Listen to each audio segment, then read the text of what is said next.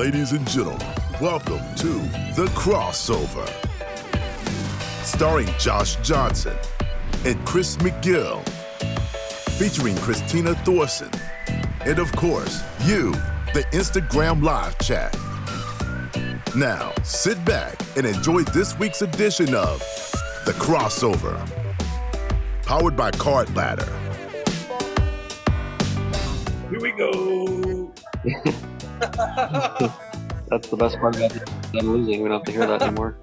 Okay. Here we go. Here we go. It does sound smooth. They've got it down. It's pretty good. Yeah, but I bet it feels dumb and gimmicky when you're down by 30. To the Packers at home. Yeah. How about Botox? What does that mean, Chewy? See, this is why I can't just stream a con, just read the comments. St. Sports Cards Live. Are we ready here? Yes. Welcome everybody to the crossover. Today is Friday, January 19th, 2024.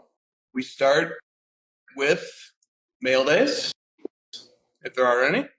Nope. I have a card in the mail, but takes 5 weeks to get here apparently. Not to get exceedingly monastic, but we are in a period of sports card celibacy. Well, I don't think I've ever heard the word monastic used, so thanks. Pretty sure it refers to monks. That's his 36 score on his ACT, dog. That refers to monks, if I have the right word. Nice job. Thank you. Yeah, I don't know. I haven't had any mail days. I have something in the mail from the Philippines. And where's yours coming from? China. Okay, a little bit further. Is that a little bit further? I guess it depends on which route it's taking. You haven't been to either of those places? No. Cars don't go there. Well, not yet anyways. You never know. That's right. Actually, they technically do. They just go on big boats. Ah, okay. Okay, fair. Yeah, how All do right. you think we get Toyotas? You think they're just magically... That would be a good question. How do they get here? Tunnels. Okay. No mail days for Christina, I presume. No mail days for me. And what about card ladder related announcements? Nope. Yeah. No? Yes. Yes. Okay. We added... Are you near your computer? Yeah. Show them the player search. Oh. She doesn't even know about this one. That's how cutting edge this feature is. She doesn't even know about this. Nope. She doesn't deserve to know. All right. I'm just sitting over here working while you two fuck off for the rest of the night. But that's fine. Okay. All right. So if you go to the search bar, you type in a player, let's do Lamar Jackson. And then, sorry, I lost. Okay. And then now you have 4 options here. You have the sales history option, the ladder option, the shop option, and a new option, players, which is going to bring up his index and his 1 month change. Pretty good. Pretty good there, Lamar. Nice new feature.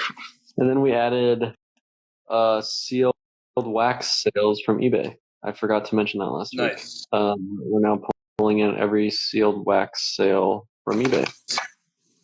Sealed wax. Not just verified. They're now all of them in sales history, so there should be a ton of them coming in. Sweet. All right. Good to know. All right. We have some questions about sealed wax. That's going to work. My favorite collectible. Collecting those big brown boxes. Mm-hmm.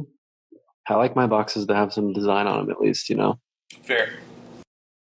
All right. The chat is obviously amped up about football. Shout out to Bro Incognito, the great scholar of the NFL. that he is. So let's just warm up. Before we get to the card questions, there was a controversy this week that we'll talk about. But first, I'll let Drake usher in the episode with his question. NFL playoff predictions. And I'd like to add that last week we both went 3-3. Terrible. So we're like on the Bill Simmons track of mediocrity. Yep. Yes. I could have told you guys that without you having to give picks. Wow. Okay.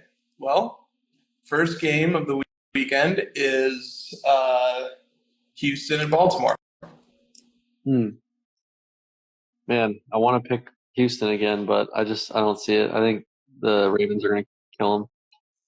Okay, you're taking Balt, and hard to disagree with that. I'm going to go with Balt as well. Then we have Green Bay at 49ers. This is going to be another destruction. Okay, yep. I think we're both aligned there on SF. For the Packers, just kidding. I mean, we're going to need to break rank at some point. And they were up 27-0 on the Cowboys. So. They were. Okay, the next game is Tampa Bay at Detroit. You do the next two. You do the next two. You go first. Oh, I go first. Sorry. Okay. Tampa at Detroit. Okay. Give me Detroit. Yeah, again, it's like Simmons pointed this out, but like we watch all these games and then we forget that like the Ravens and the Niners were not playing. You know, we saw what we saw, and the Eagles are terrible. Like, I think we're back to reality this weekend. Yeah. All right. The final game. This is where we're gonna split up. Final game. Chiefs This is a big one. Bills. Chiefs and Bills. Give me the Chiefs. Dude, I think the Chiefs are probably gonna win, but we gotta split. We can't be the same. We gotta have something to go. I'll go Bills. But I'm rooting for the Bills. Yeah, you got Bills. That's the only game that matters now for our purposes. All right. Well, I mean, that's going to be an awesome game, right? It's got to be good. I just hope it delivers. I hope it's a good game. Yeah. Yep, I bet it will be. All right, enough NFL playoff predictions. Oh, one more warm-up question here from Drake's PC. Any insights into how the Dallas Card Show is going this weekend?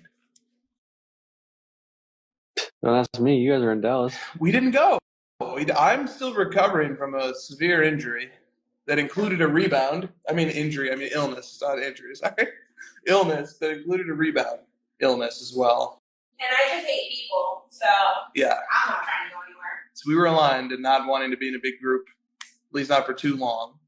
But I don't know. Maybe there will be some appearances at some point this weekend of people at that show.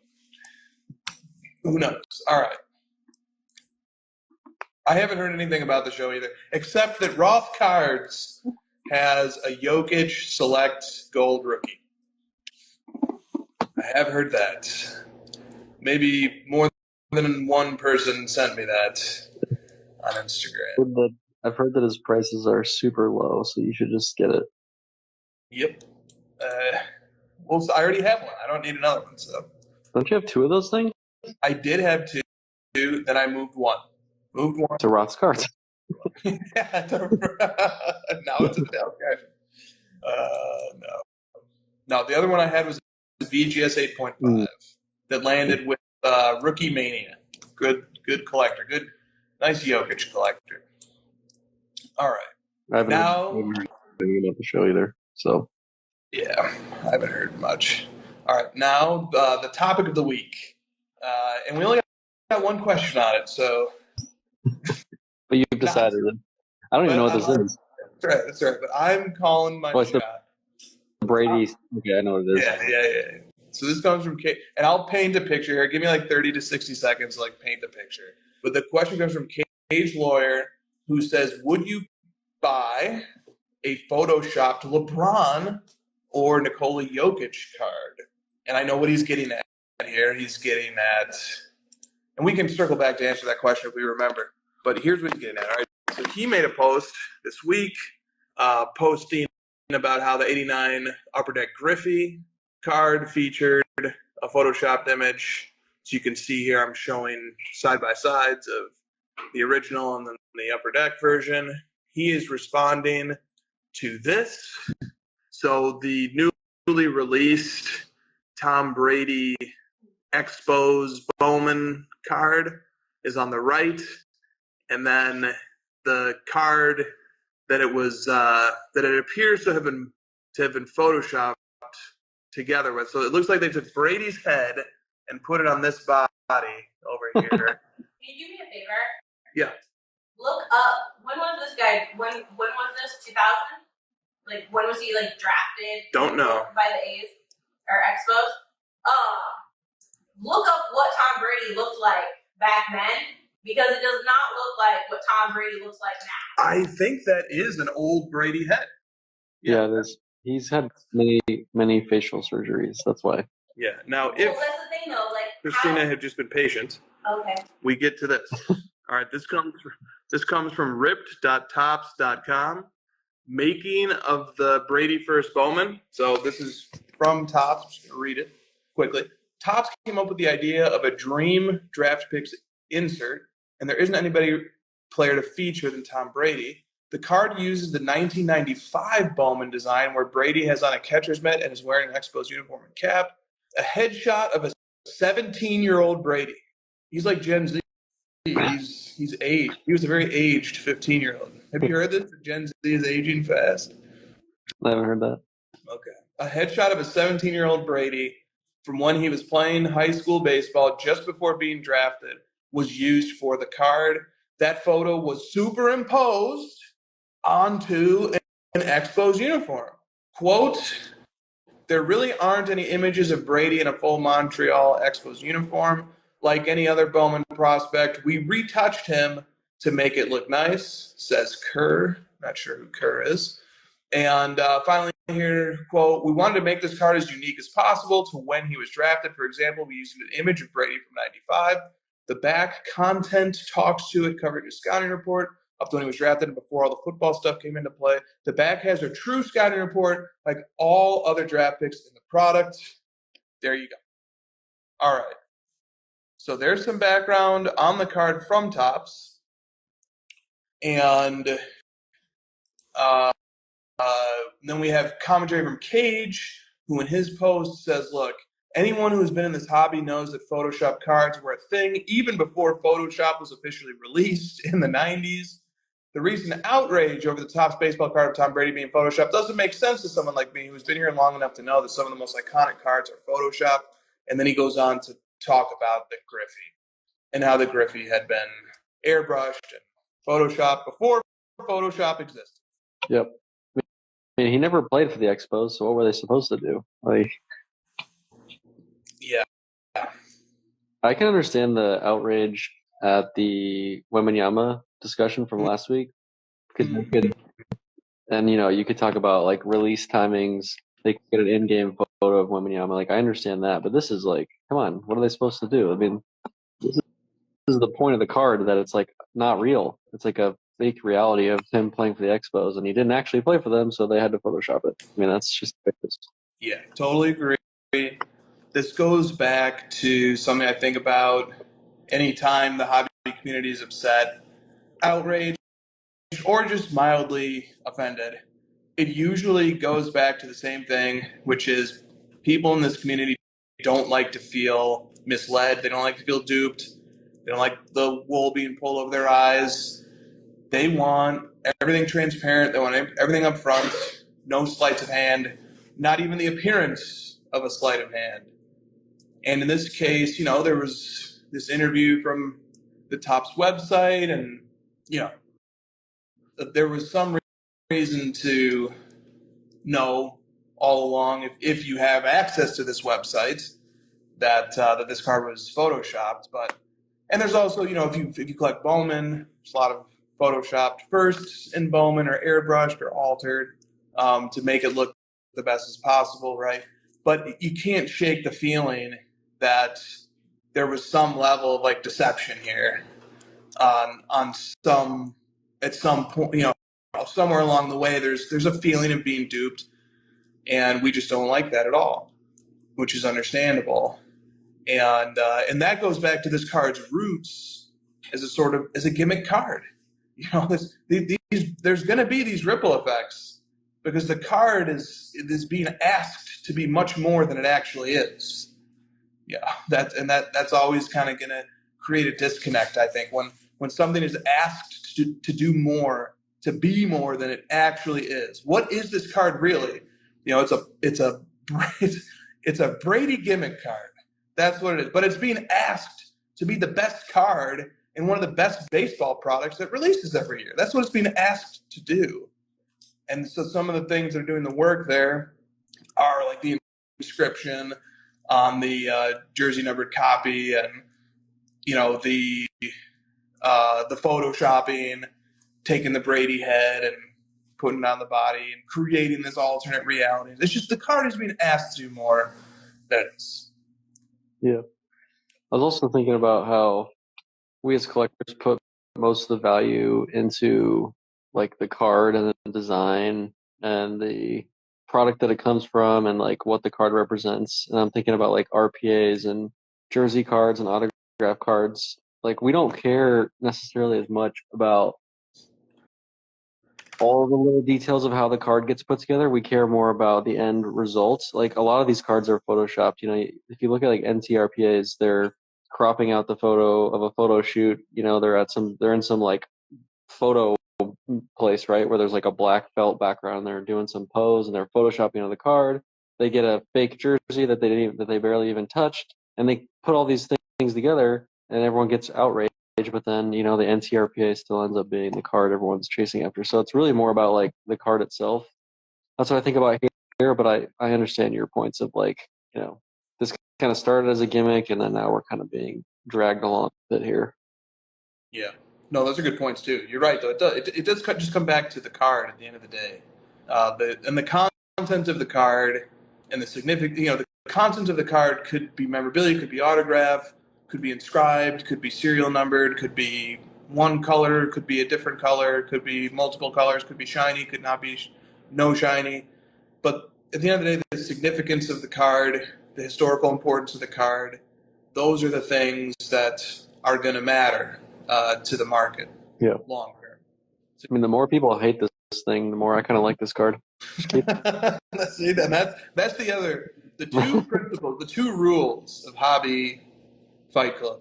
One, hate anything even remotely deceptive. Two, don't do anything anybody tells you, ever. I mean, honestly, like the more that we keep talking about it, I'm like, you're zagging into this card. I mean, I'll never buy it, but there's just too many of them. I can't get past it. Like they're in every auction at this point. Fair, but I respect the zag. All right, let's go to the next topic here involving Cardboard Chronicles. Brew and Killer would like to know, is it true that Cardboard Chronicles Josh once interviewed Jarod Mayo? And are his cards worth anything? And Publius13 would like to know, how easy is it to go from guest on a sports card podcast to NFL head coach? I saw that and was like, wait, what? Is that what we are doing now? He was like set up to be, or he was like named to be the next Patriots head coach. I think even when I did that interview, like it had been in place for a long time. So when Belichick was leaving, I was like, are they going to stick with that like 3-year-old commitment they made to Mayo or whenever that was? And I guess, you know, they did. So good for them. Because I didn't really hear anybody talking about it. I'm like, I think this dude's just going to be a head coach. I don't know why we're talking about, you know, Vrabel or whoever. It was like, I thought it was going to be this guy. Sure. I did look up in response to George's question, his second question. I did look up Jarod Mayo cards. And prior to being named as head coach, this was one of his highest selling cards. This 2008 Contenders. It's his championship ticket 1 of 1. Yes. Apparently. Yeah. That's cool.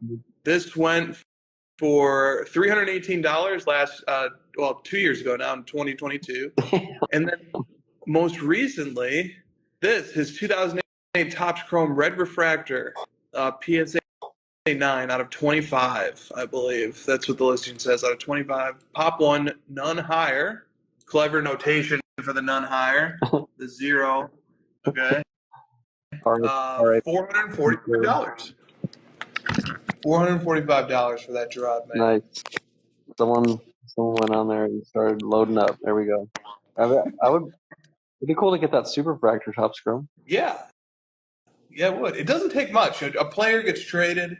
They could be traded to a worse team in a worse situation, and their cards are still going to double for like 3 days. Siakam cards flying off the shelves. They did. They like tripled. Like his Opticalo, I think, like tripled in value. Like he went from the 11th seed to the 8th seed. Let's go. Yeah, but congrats to him. Pretty cool hobby connection that he has. Sure. To the hobby through you, and he was a guest along with someone else. Yeah, if I remember right. He probably sold all of his cards and left the hobby a long time ago. So don't get too excited. Yeah. So we're not going to see him like flexing a Tom Brady championship ticket at a post-game press conference. Why is that like? Why is that like the dream scenario for us? Is like LeBron's up on the he's like, look, I got it. Might be like, oh my God, let's go. The hobby just 10x. All the content creators or all the accounts that like post the same stuff every day. We just see like a million of them. Oh my gosh, Jarod Mayo's on the sidelines and he's got it clipped to the side of his. You know how was it Matt Patricia used to have like the pencil in his ear? Mayo's just got it like clipped to his ear, the card. That's so funny. Yeah, if that happened, and then you log into Instagram, your scroll is going to be nothing but screenshots of that. We made it, you guys. Jarod Mayo is holding a card. Pancake Analytics breaks out this meme every time. Yeah, it's great. Great. All right. Didn't Giannis like hold a Bobby Portis like blue prism rookie in a press conference one time? He's like, I got his rookie card or something like that. Yeah, that sounds familiar. Yeah. Yeah. What happened? I thought, did that not work? Maybe it did. Maybe that's what we're surviving on right now. That's carrying the hobby. That was the beginning of the boom, probably. Yeah, that was the catalyst. That was the catalyzing moments. All right. Next question here from Drake. Drake has like 3 of the first few questions here. Well done, Drake. Drake says this. Iowa Dave and Jay Lee had a nice discussion on a similar topic on Sports Cards Live last weekend. And that topic is this. Hypothetically speaking, what would be different about the hobby if you had to hold a card for at least a year after acquiring it before you could sell it? It would obviously cause stagnation and decrease liquidity. But do you think it would bring more stability to the hobby? What else? It would make prospecting a much more interesting endeavor, wouldn't it? Because you have to like hold through the cycle of an entire year, and like people wouldn't have bought Desmond Ritter cards. I promise you that, because they're like, oh, what's going to happen this time next year? Who knows, Versus like, oh, I'll just capitalize on their first game and sell. There would be none of that. Yeah, you wouldn't be able to buy and sell the Brock Purdy NT Shield, the true platinum Shield autograph 1/1, and the Stars and Stripes Shield autograph 1/1. Both have sold twice during this season. I don't understand that. Yeah, for a lot of money. The true Shield is still at auction. So whoever sold the true Shield had a little bit more confidence than the seller. Well, like, for example, so this week, right? Like, we had the Purdy finite sell. We had the Lamar Jackson finite autograph from Prism sell. Sticker. Like, come on, you guys don't believe these guys at all? You're not even going to give them one playoff game? Yeah, I was joking with you. I'm like, there's only been one round of the playoffs, and you act like these guys are in the Super Bowl, and you're selling just before the results of the Super Bowl. You got 3 more rounds, guys. A little early. That Lamar Jackson was a sticker auto, not even like a top 10 card in my opinion of Lamar. Come on. I'm seeing like these comparisons to the Purdy. Remember when the Lawrence Black and then the Lawrence Shield and the Lawrence Immaculate Shield all sold? Because I was thinking like, man, nobody believes in this Purdy thing. But they do it with all these guys, man. Like Lawrence had this Burrow. Remember all the Burrow 101s they kept selling? He had just a regular patch 101 that was like the red trim. Then he had the shield, and it's like these football quarterbacks, man. You'd be hard pressed to name a highly touted football prospect who hasn't had all of their big cards sell within Didn't the Dak finite sold in the last month? Yeah, the Dak finite sold like a few weeks ago. They nailed that timing. That's the game. That's why take a risk that when if your player will flame out, when you can just dump it on the market before. The Baker Shield sold a couple weeks ago. The Dak finite. I'm trying to think of the other quarterbacks. I haven't seen it. Didn't we see the Goff? Yes. No, maybe not. The Yes, Goff? we did. The Goff Shield has sold recently. Yeah, here we go. August 30th of last year. Okay. The Goff Shield. The set sail. 6. Yeah, I remember that one. Yeah. I think the collector ended up with that one, if I'm thinking about the correct owner. I think he still has it. Yeah, I don't know. Some of this stuff sells once. Some of the Purdy stuff, every month it sells. Maybe the same person bought both of those two shields, and that's why they sold so quickly. That could be. Okay, so back to this question here. We do have some stuff on a little bit more on football cards a little bit. Back to this question here. What else would be different besides prospecting if you had to hold a card for a year before you? And do you like that idea? I mean, I don't really like enforcing rules on capitalism, like, just like letting the free market do its thing. So I'm hesitant to like put any strange rules like that. But just hypothetically playing the game, it could be interesting. It could make for a more like collector-based industry where it's a little bit more stable and better off long term. We probably would have never had this like boom bust cycle. It would have been a little bit more stable of a ride. But I don't know. I don't know. It's more of an interesting thought experiment than a real reality. Yeah. I think you have to let people have their mulligans because people will buy a card and then when the excitement wears off, you don't want it anymore. So I don't know. Maybe then you get like tokens.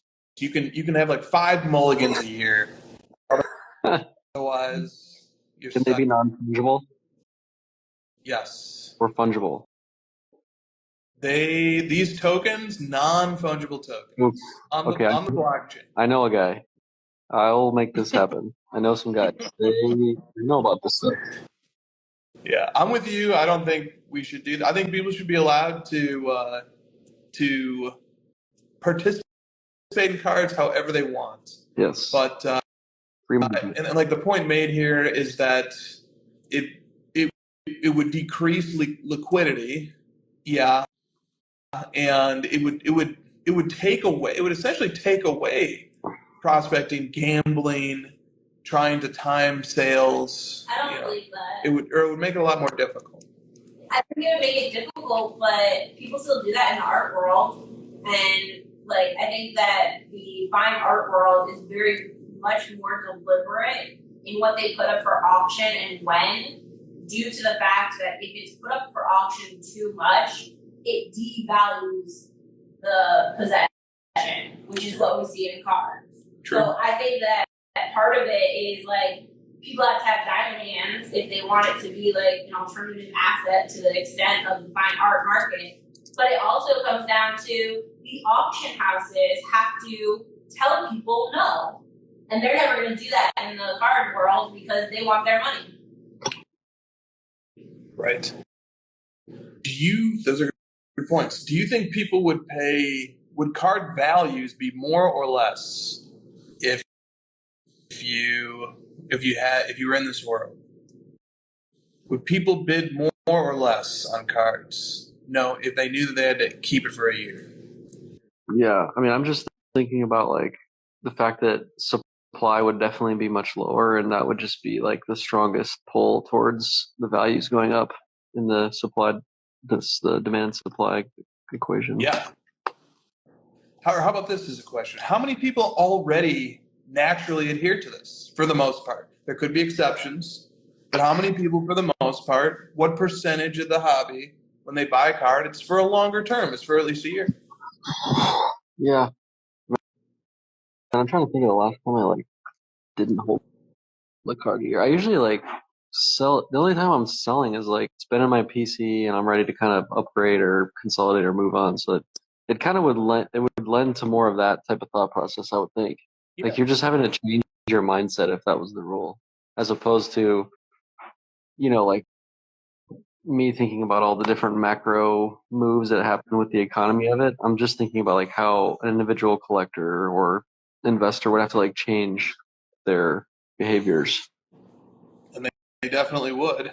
They definitely would. There would be far less interest in short-term boomer bust style players. Right. Far less. I'm thinking this maybe this is just a guess, an educated guess. Because look, if you go to a show, you're going to feel like every card is constantly being bought and sold all the time. Mm-hmm. And you'd be like, what? A year? People aren't holding these for a week. One card could be in 3 different booths by the end of a show. But there's other data that you've shown me about sort of how many cards get graded and then get then appear and stuff On the eBay. market. Yeah. And those numbers are they really suggest that a lot of people just get their cards graded and then they hold them. Yep. The data shows that they either sell it right away after grading it or they hold it for a year at least. It's pretty fascinating. It's literally those are the two. They either sell it within 3 months because the intention that they had when they graded it was that they were going to immediately sell it, or they're grading it to hold it. I think there's just a lot more activity of people not selling cards than we know about because they don't sell it. We just the tree that falls in the forest when no one's around kind of thing. It just, we don't know about it. So, and those are the cards, honestly, that I know MK's been talking about this a lot. I kind of think about that when I'm buying a card for my PC, who owns the other copies if it's, not a one-on-one? And do I think that there's a risk of that person selling it, which would change my opinion on it, but if it's me and Exquisite Collector and Nat that own this card, for example, then I'm thinking, okay, these 2 guys aren't going to sell. So this one that's available is probably my only real shot. And then once I get it, then we've got 3 people not selling it. And this is this is something I want to be a part of. It's a good point. So I think about this. The 1986 Fleer number 57 Michael Jordan PSA 10. Never has sold heard of this card, but okay. Very rare card. Has sold 22 times in a PSA 10 in the last year. And the total population of that card is 322. Yep. So your percentage-wise, you're looking at about 6-7% of the population is made available on a public market over the span of a year. Or what's another card that gets a big reputation for being sold a lot is the Brady Contenders, right. The championship ticket, and I guess it makes it trickier with all the different grades. But yeah, so this is going to be harder to analyze with the grades. But I did an analysis a year ago that showed that roughly 20 of these had sold over the a 3-year period, basically from 2020 to 2022, over that period. And it's a lot. You're like, holy crap, there's one of these coming, and it feels like every month almost, or every other month. But still 20 is only 20% of the total population of that card that has reached the market. So it feels like a lot, and it is a lot, and it definitely had a downward pressure on prices. All true. But that also means 80% of them didn't sell, at least not publicly. So I think using numbers like that and the data that you provided, I think the overwhelming majority of cards that are purchased stay with the person that purchased them for at least a year. Yeah, so we can kind of like just really roughly say, without doing much more research, that like let's say 10 to 15% of a given population of a card sell within a 2 to 3 year window. Using that, if you're going off a given serial number of a card you're interested in, let's say it's out of 10, you can expect like that card to sell once or twice every 2 to 3 years. And so you can kind of do that math yourself of like, how often am I going to get a chance to buy this?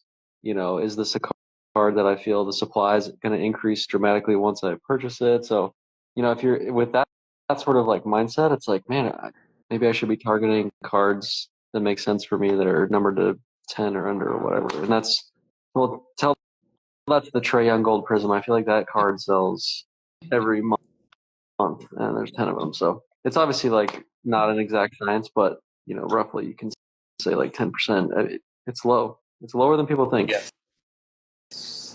definitely. Drake says, if that's true, why do I see so many stories saying, here's my mail today, all available? That's insane though. Like the people that we see on Instagram are probably that 10% that are moving cards around.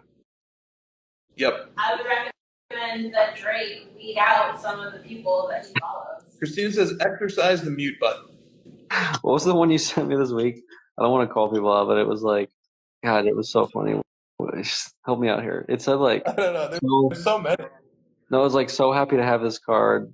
And then like the next day they posted like for sale or something. It was something more specific than that, but it was funny. It was good. It's always good. Look, people are going to not agree with the analysis, even though I think it's backed with some good metrics and some good reasoning. There is definitely a sense, an impression, a feeling, especially if you're on social media, especially if you're at shows, especially if you're going to card shops. There's a strong feeling that everything's for sale all the time. Yeah. And I don't want to say that impression is wrong because it's your impression. It's what you've experienced. But there's reasons. Thousands of sales every night. How do you feel about it? Just with that sort of framing I gave you of looking at all these sales every night. Do you feel like the ones you comb through, you're just like, man, that card again, or not? No, I don't. I never really feel it. I mean, I look at a lot of different sales, so that's a factor. But like, what's the most like transacted card of like the pandemic? It's probably this, or this is close. The Luka Prism Base PSA 10. The population is a little bit shy of 20,000, and Yep. 988 have sold in the last year.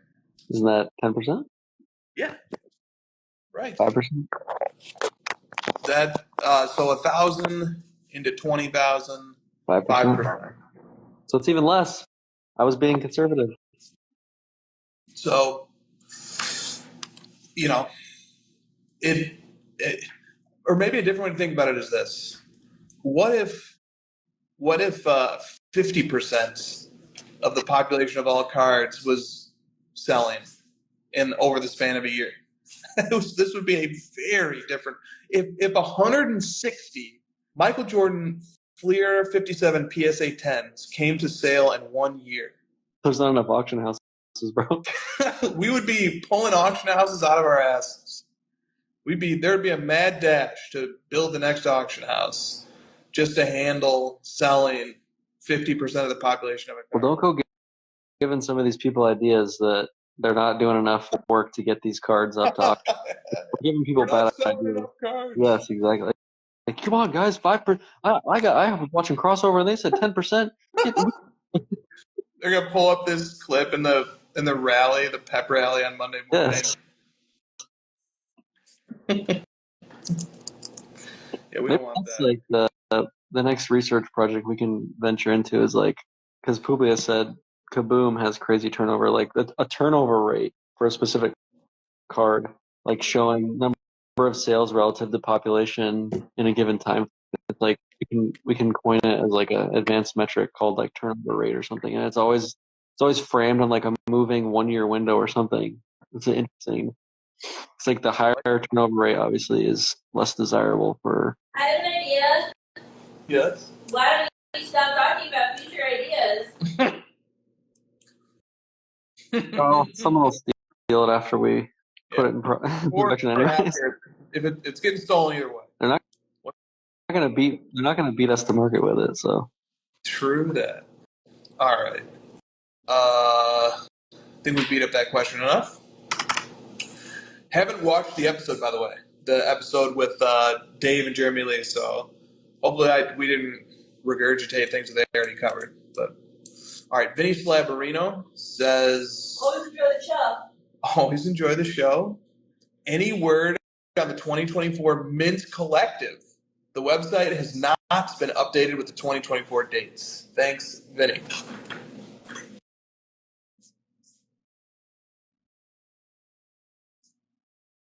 Anybody? I mean, I don't believe this is a secret anymore. My understanding is that it's not happening. It's my understanding as well. If that changes, I will update everyone. But I believe if you reach out to their contact on their website, they reply with a comment similar to what I just said. this is not good for our budding gambling addictions. Right. How are we going to? What's that game we were always playing? This is good news for Vegas because we kept taking money from them. This is good news for them. We were playing craps and blackjack. Yeah, I mean, at the blackjack table, we sat next to people with the book. Yes, that's what. Okay, yeah, that was good. We were making all the right reads. She had the book in her brain. She was like, hit or stay. She knew all the moves. And in craps, not only were we making money, we were making other people money along the way. So bad news for us. Good news for Vegas. Yep, Vegas gets a little richer this year. Watch it. Look for those GDP numbers for Vegas this year. They're going to be up. You're going to start seeing articles about how geniuses laid out the structure of the casinos a certain way to pump up the revenue this year, but it's actually going to be because we didn't go to the casinos. So just keep that in mind. And this is a little bittersweet for Vinny, I think, because I don't think Vinny got a chance to go to either of the other Mint Collectives. I think we would have run into him had he been there.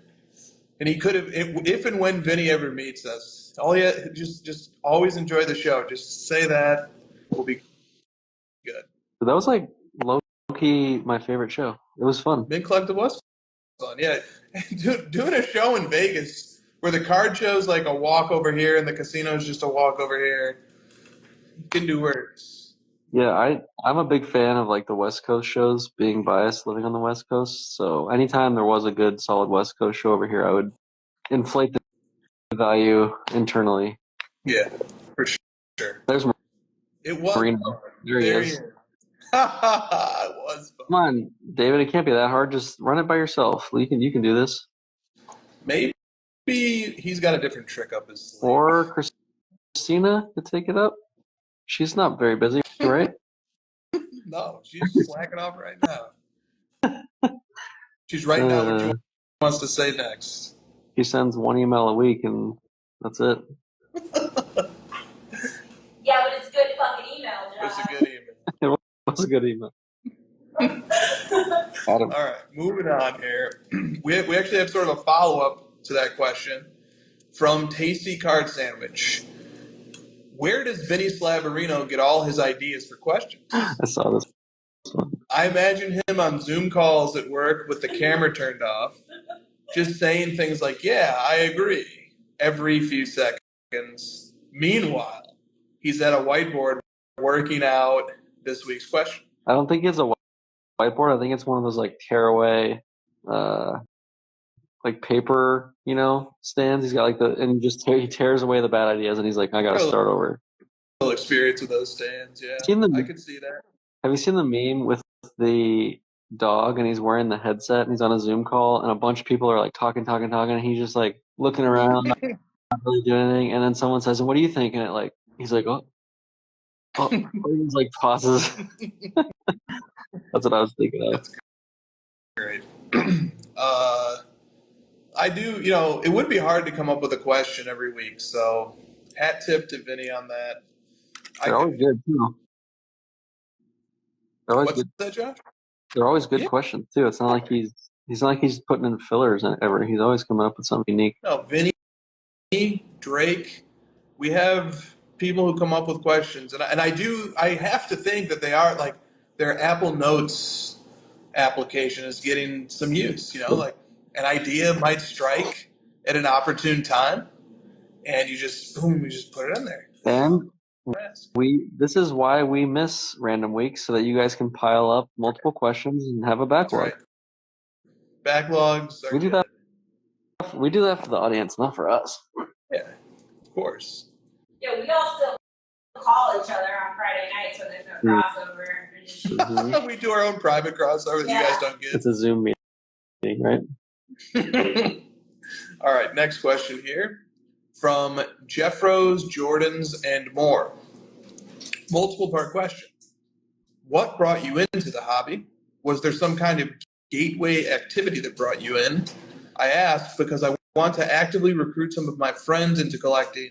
Who do you think would make the best prospects? For example, my fantasy football buddies, former athletes, or something else.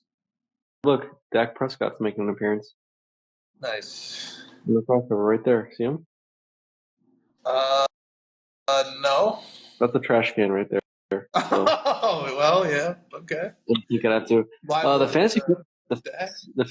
fantasy football one is good. I've had good success with that. I have a couple of friends from my fantasy football league that have jumped into cards a little bit. That's definitely, it's got to be sports fans, right? Those are the ones that'll connect the best, because that's like what we do is watch the games and collect, and they kind of go hand in hand. So that's the easiest way. Yeah. Yep. I think the number one type of person who's susceptible to coming back to the hobby is somebody who collected as a kid. That's the gateway activity for sure. What brought you into the hobby or back to the hobby? Nostalgia for like finishing out sets and stuff, and Pokemon. I was playing Pokemon Go, and I was like, dang, I used to collect these cards, and then I found like my basketball card. It was probably yours was like you found your childhood collection or something, right? Exactly. Yeah, and you know what's funny about both of our paths, which I think is true for a lot of people, is that like we have ownership over that path. We stumbled back into it. I just stumbled back on all my cards during a gap year between college and law school. You were playing the Pokemon Go game, and it led to you thinking about cards again. Like, that is an important part, I think, of building a durable collector for the long term, is that they have to stumble into it themselves. They have to have ownership over that experience from end to end in some way. Somebody can recruit you in, but you have to own that. You have to immediately take ownership of it. I think that's why, like, then you get to the question of how do I show somebody how great cards are? You don't. I think you do the opposite. I think, like, if somebody's like, what are you doing? You're just like, oh, don't look at this. Like, don't, like, stay with, like, don't worry about this. This is my hobby. Like, that's the only shot, I think, at someone genuinely becoming interested, is if they stumble into you collecting cards, and they're like, oh, I remember I used to do that. And then they own that experience for themselves. But, like, persuading somebody into it is tough. That's a really, really hard path. If you want to get real sneaky, maybe like you leave a slab out by mistake, and they come over and you like snatch it off the desk. Don't fucking look at that.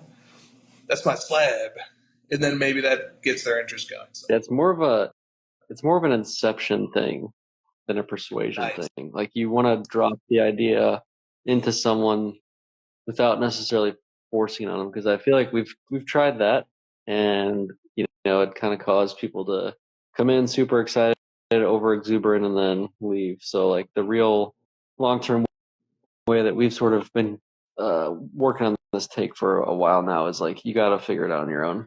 You got to take your own lumps. You got to learn. And it's like we kept hearing stuff about, where's like the one website you can go to learn everything real quick, or what's like the one video series you can watch to just sort of like zoom through it and learn it all. It's like you don't even want that. You want to make it more difficult, because then you're gonna be more naturally curious and take a year to figure it out, take 5 years, and then you'll be more sticky. Totally. And cards in particular, as a hobby, it's such a participant activity. It is not passive.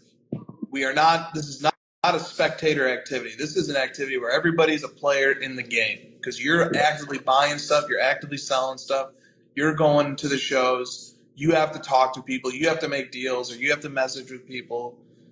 So like it also attracts a certain type of person that has a little bit of entrepreneurial flair or a little bit of that collector gene that just sort of compels them to go out and get things and gather things together and stuff. So remember the episode of Office where they are doing like a garage sale type thing out of the warehouse, and they like invite outsiders to come in, and Jim has like these legumes, and he wants to he's like, I'm gonna trade these legumes for the best item in this whole place, right? Like the penny to a car thing. And Dwight does that, and he like works his way up to the telescope, and then Jim just like leaves the legumes on the table. He's like, oh shoot, you weren't supposed to see that, Dwight, my bad. And Dwight's, what is it? I have to know. Like, you gotta tell me what that is. Yes, that's great. That's it. That's the slab. You leave the slab out, like, oh shoot, you weren't supposed to see that one. My bad. Let me just whoa, tell me about that. What was that? All right, that's hilarious. All right, next question we have here from Big John Collector's Cards. Ooh, this was one of the most lopsided polls I've ever run. Uh-oh. The question is, should superfractors be image variations in order to make them true one-of-ones? Should superfractors be image variations? So, like, it's not really a parallel. It's like a different, or it's like a parallel with a variation? Yeah. It's a parallel. It's still the one-of-one parallel. Like, it's still the same card number, presumably. Same backside. Same frame of the design, like the same prism outline if it's a prism card or something, like the same prism border. A different photo. But a different image. Yeah. I'm gonna say no. I mean, I feel like I need it to be relative to the others so that it's the same but better. Yeah. Yeah, the nose carried this poll like 90 to 10. Yeah. Well, I honestly like, those like prism variation ones, and like I hate those cards because it's like, me too. It's so confusing. You're just like doubling the supply for no reason. Yeah. Yeah. The prism variations are the bane of my existence. Yeah, I'm sure the freaking queries are probably getting wrecked from those. Yeah, they add a level of confusion that doesn't help anything. Like contenders, shoelaces out variation or whatever. Visible feet. It just really feels like on the one hand it's cool, it's like there's something mysterious. You have to be in the know to know what it is. Like if you get an image variation to a rookie card, like a base rookie card, like if you don't know what the true non-variation looks like, you don't know what you're looking at. So there's something cool about it, like something collector-y about it. But there's also just, is this just a way to squeeze out another few thousand boxes? Yeah. Because we're just going to put these variations in there. And like this, have you been seeing the kabooms pulled all over the place? I mean, just like always, yeah. Not even just recently. Just that I feel like that card's always coming up lately. Well, even recently, the product just released that has the kabooms in it, and during the course of this week, the McCaffrey green kaboom 49ers uniform got pulled, and then another one got pulled. Another one. And there's an image variation. There's two of them. There's one that's vertical and there's one that's horizontal. Ooh. And I'm like, man, this is such, not that I'm a kaboom hunter or anything. I didn't look at the checklist. I wasn't, I could have known this if I wanted to, but I just sort of assumed there was just one. And there's two. And it's just, it's like, oh man, there's two of these. If there was one, I could see you like wanting it, but once you found out there's two, you're like, no, I don't want either. Exactly.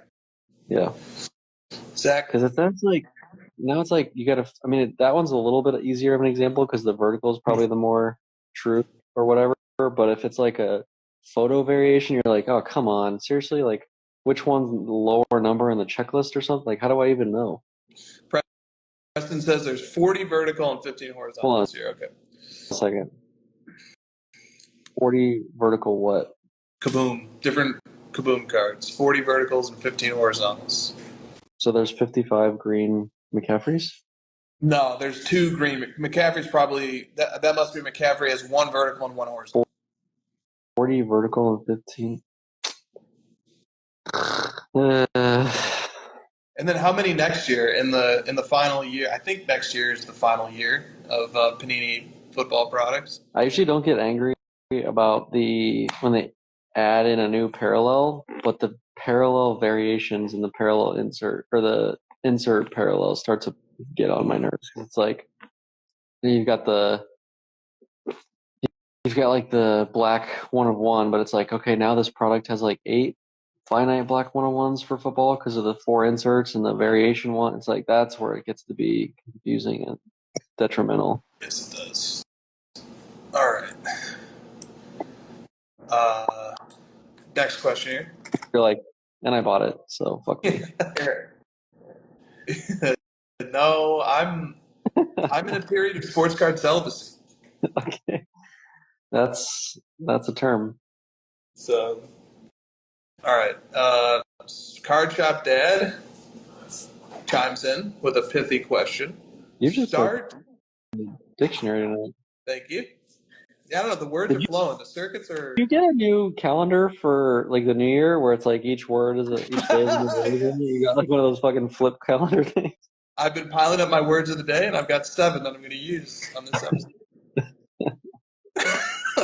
Okay, so Card Shop Dad, start, bench, cut. Oh god. Black Prism, PMG Green, Logo Man. Oh man, people are not going to like our responses to these, no matter what we say. These are setup questions to piss people off, and in the pain that these answers inflict, it lingers, and people will be pissed 6 months from now. They won't even know why, but it'll be because of this. Start, bench, cut, logo. You just say Logo Man, so we're talking basketball. Man, don't do what I think you're going to do, because I'm going to do that, and then somebody has to have this one not as the cut. I think you're going to be shocked by my answer. Okay. I think you think I'm going one way, but I'm going a different way. I'm going to go, man, it's tough because I do like the PMG. I'm going to go start, Black Prism, bench, Logo Man, cut, PMG Green. Oh, see, I was worried about this because I am leaning towards cutting PMG Green too. What? There's 10 of them. And then there's going to be the whole 90s contingent is going to tune out. Oh, you cut the fucking Logo Man. Yeah. Well, okay. So I was between those. The Logo Man thing is interesting. He did not say Logo Man autograph. Right. Okay. Yeah. Okay. That would make it easy. That's the trick. I think that's the way to weasel out of this. Well, because I was thinking about it as the shield when I did this. So because it's like the Black Prism, I'm thinking of like the player's best card. So I was thinking of so I don't know why I keep saying shield. The Logo Man auto. Yeah. So if you modify this to Logo Man auto, it's a lot harder. All right, do it if it's Logo Man auto. See, I want to weasel out of this. No. Let me weasel out so I can keep my bona fides. So we're gonna get. You don't want the DM tomorrow of like you. I thought you guys were '90s guys, you fuckers. I go Black Prism, PMG Green, Logo Man. So Black Prism start, PMG Green bench. And, what if it was Gem Master instead of PMG Green? Ooh, that's hard. You have to start the Gem Master. Then I start the Gem Master. Yeah, and I think I start the Gem Master. And like some of the reasoning there is like there's only one 90s Gem Master. So I think that's right. I think for basketball that's true anyway. I don't know. I would want to look, but there can't be more than 1 to 2. I think baseballs was 99. I think basketballs was 98. Footballs was 99 as well. Yeah. So Yeah, I always hated this. Gem Master goes first. I always hated this start bench cut because 2 of the 3 are like, you know, negative basically. It's like you hate those, and it's like, well, no, I can only pick one. Yeah, exactly. And it's hard too because like Logo Man autograph or Shield autograph cards, those are the most valuable, highest price fetching cards of the era that has those cards. Right. The ugliest of But- the 3 that you just mentioned. But that's what I have the issue with, is that I don't love them. I have owned one, and it doesn't do for me what the PMG or the Black Prism or the Gold Prism, it doesn't do for me what those cards do. See, I like them. Now now what if we went by value? Start, bench, cut. Which category is more valuable? Then it probably goes Logo Man autograph, PMG green, Black Prism. So if in an alternate universe, if MJ had all 3, that's what you'd go with. Ooh. Well, then you have to start asking, well, which one came first? And like, are the MJ Black Prisms like post playing Just days? Assume that the current reality we have of Panini today existed when MJ was a rookie by some miracle. Oh my god.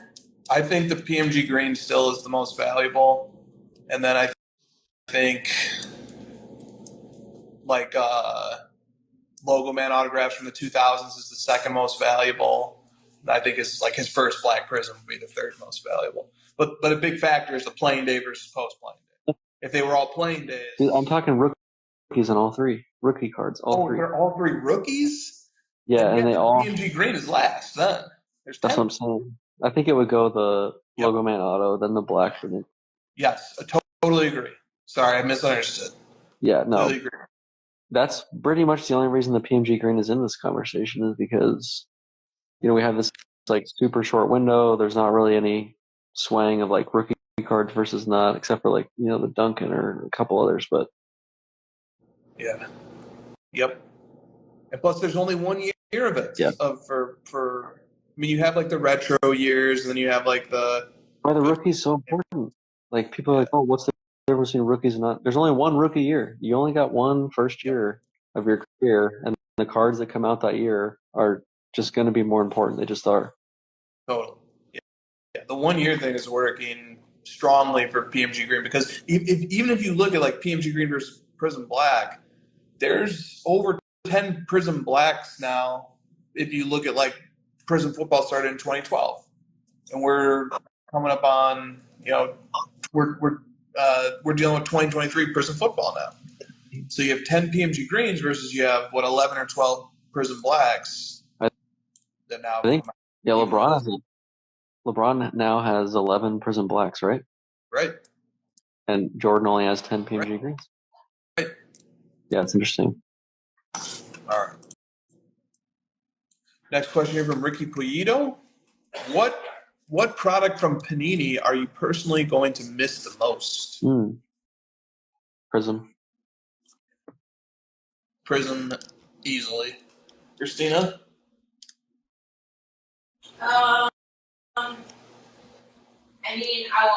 The easy answer is Prism, but there's a lot of cards that I really enjoy, but I'm going to have to say Court Kings, because I like the artistry of Court Kings, the focus on the art and the design. Nice. All right, Court Kings, good. Do you think that Fanatics is going to try to buy some of those licenses of the naming of some of those? Yeah, that'd be a smart thing to do, but I don't think it's going to work. Why? Because I think Panini will still continue to use those brands to make cards for wrestling. Other licenses that they hold or acquire. And who knows if they're not just going to, who knows what they're going to do. True. Yeah. Carlson Cards question says, would you rather your collection is limited to only 10 cards of your favorite player, or your collection is limited to 2 cards of as many players as you want. You got that? Like, you sent me the picture the other day of the McCaffrey black and the shield. Like, if you could have those two of a bunch of players, that's not a bad little setup. Right. It's better. I go with that. That's my answer. I'll go the other one since that's what I'm doing now, anyways. Yeah. Yeah, I think as many players as you want, and then that's where I ultimately land anyway. Is like I just give me the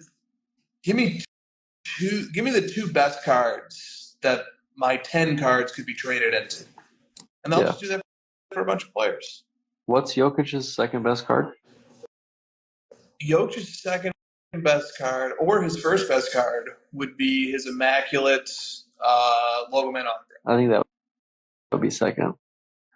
I think it's second too, but it's open for discussion. So that would have to be it. Yeah. You need that card. I'd love to have that card. He also has an NT Platinum 1/1 parallel to his NT autograph base set rookie card.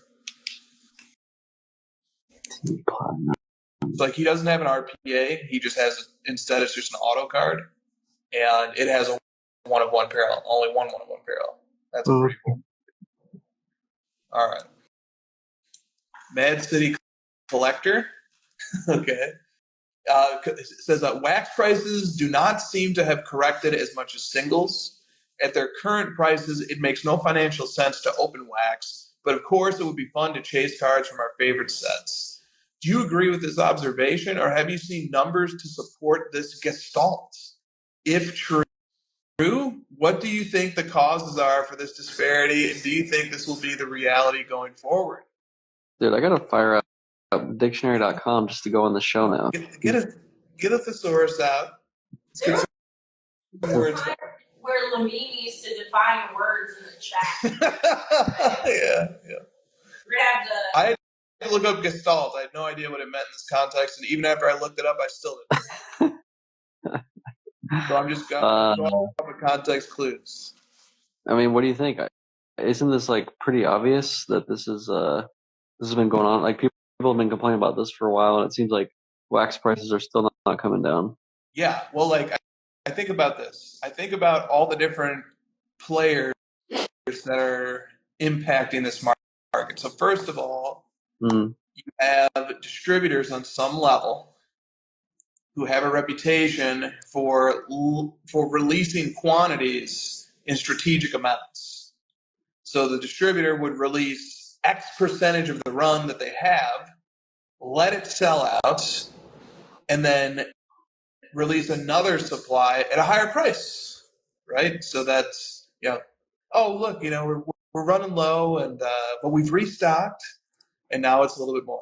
So you have that pressure. You have the pressure of supply being controlled by people who own large quantities of it to influence the price in a temporal fashion.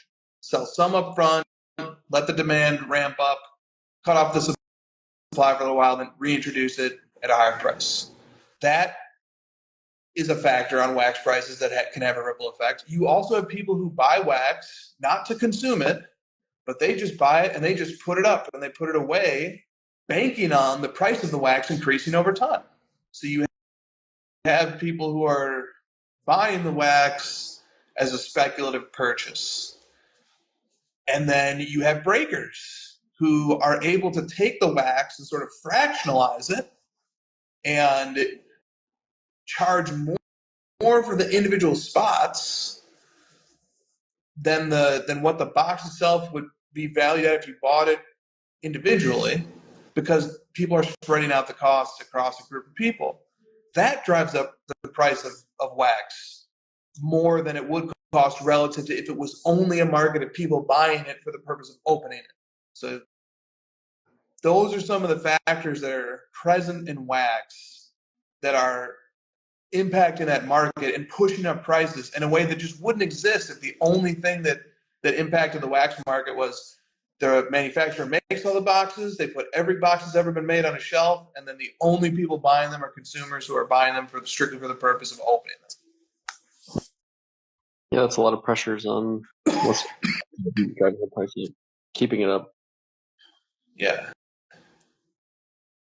And then you get outcomes like this. Like you and I were talking about this a little bit this week. The guy had a story posted about the stupid case that Christina and I opened of 2015 Select.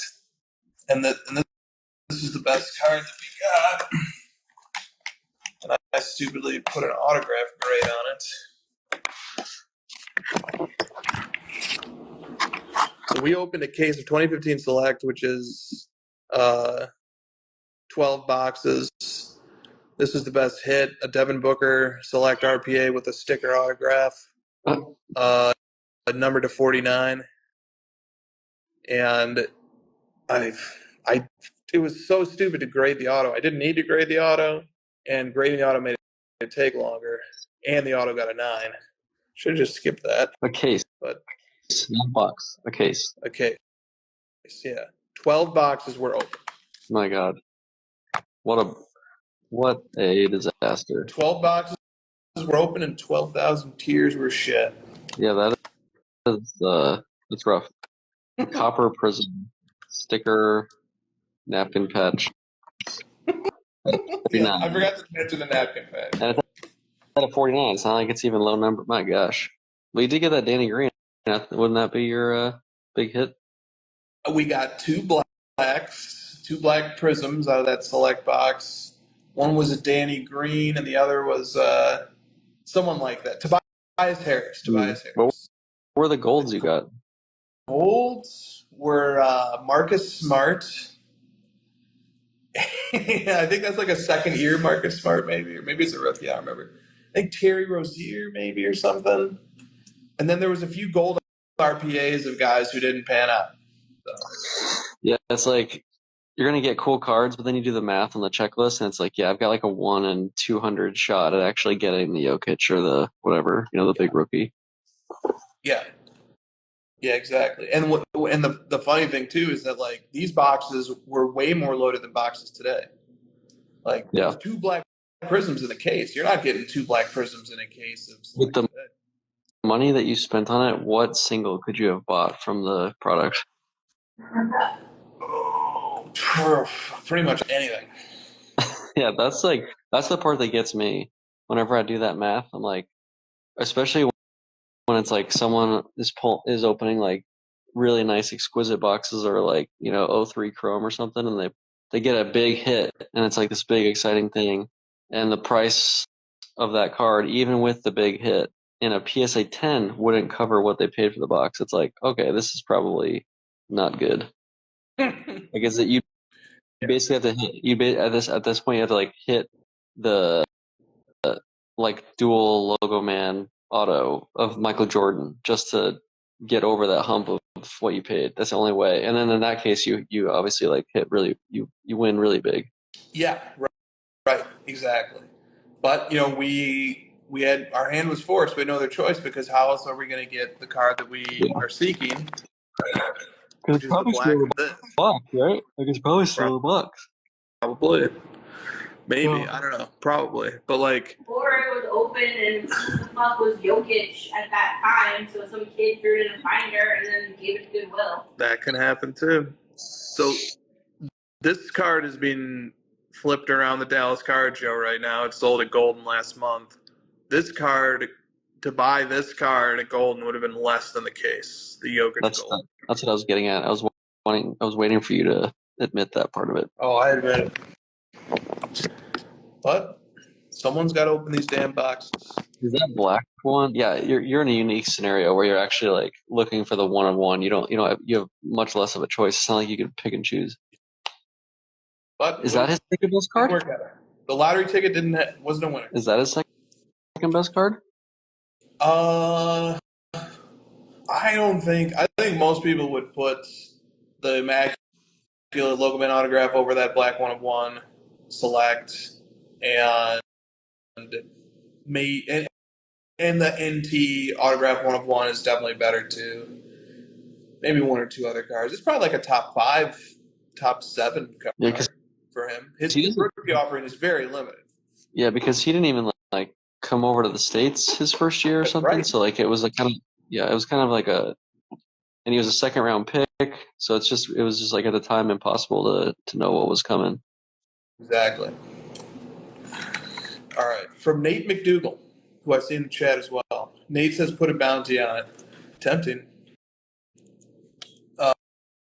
Nate McDougal says this. Where are we with sports cards and how it relates, to the current U.S. economy?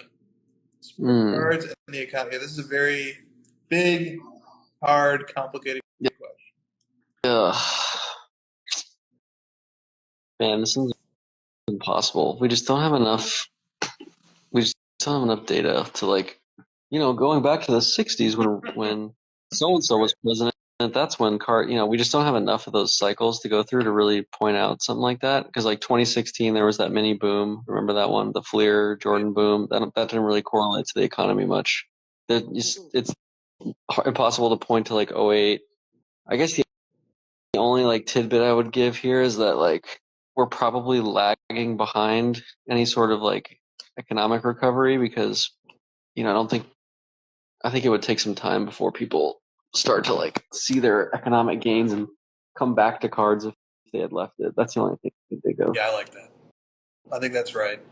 I think the one thing that I think about is interest rates, and this is a novel observation here. Lots of people have observed this, but when interest rates are where they are today, and money can sit in,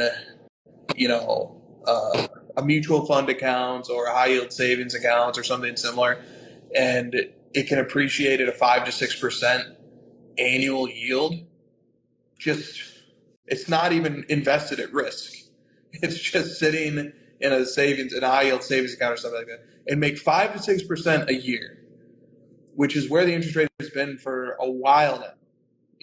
Year to 2 years or something like that. When people can do that, it makes the opportunity cost of money expensive, and that opportunity cost goes up as the amount of money that you're talking about goes up.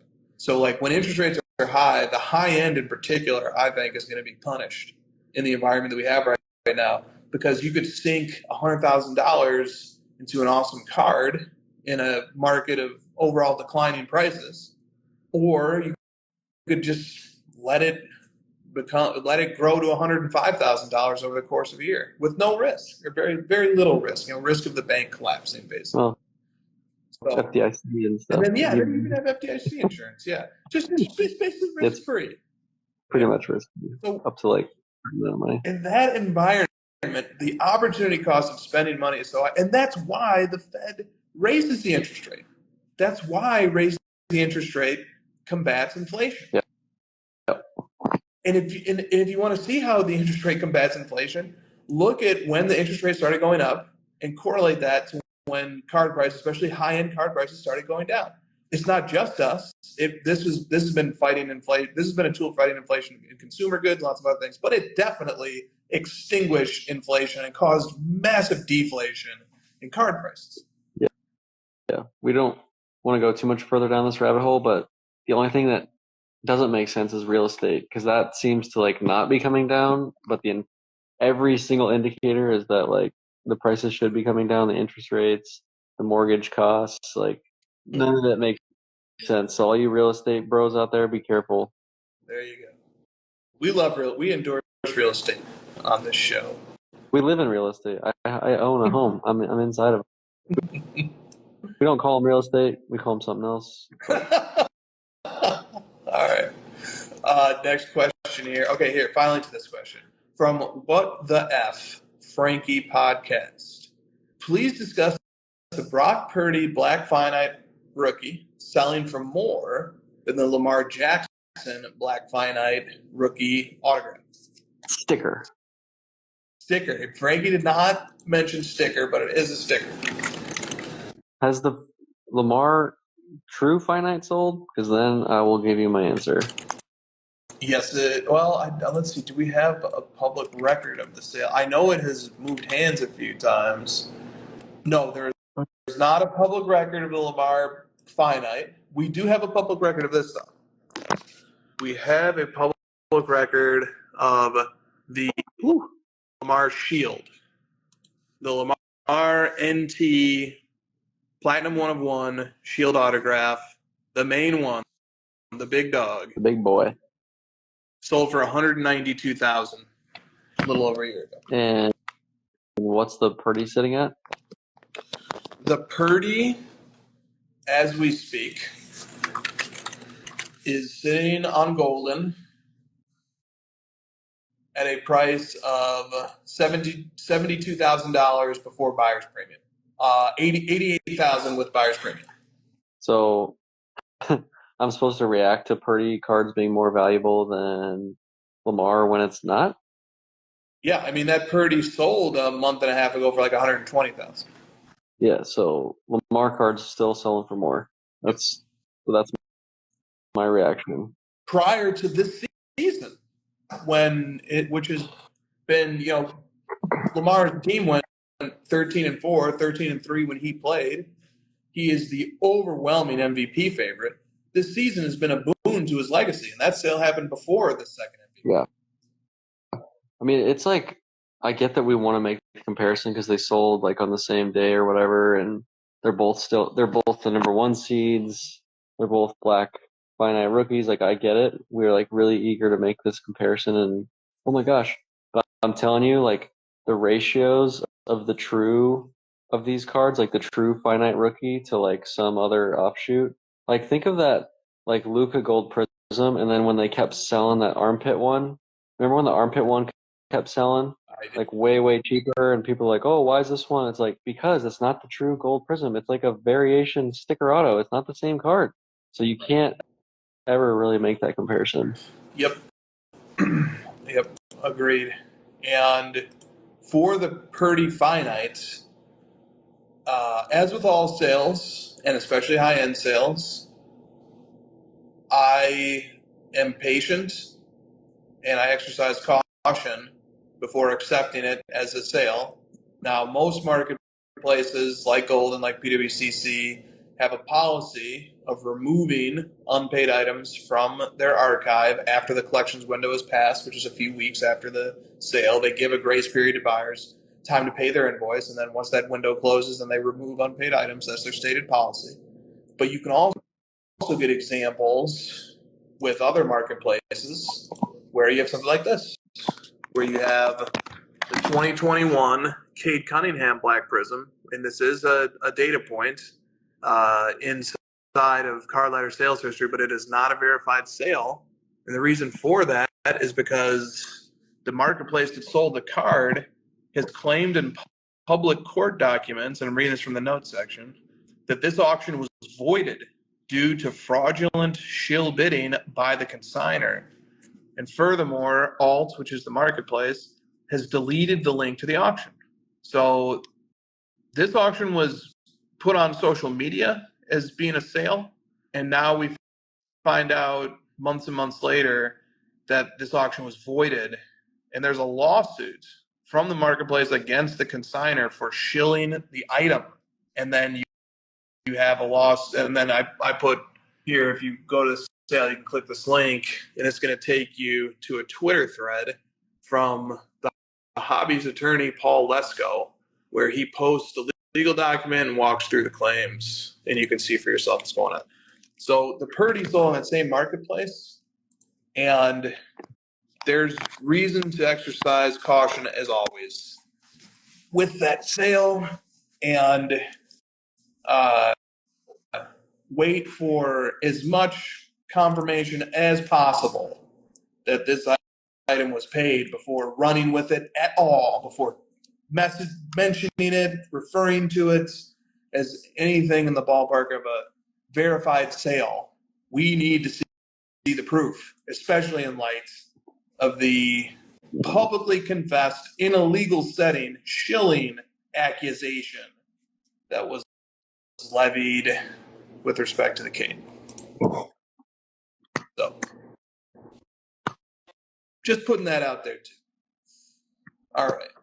Well, Brock is just, he's just like he's just got the nerd numbers. He's not actually good.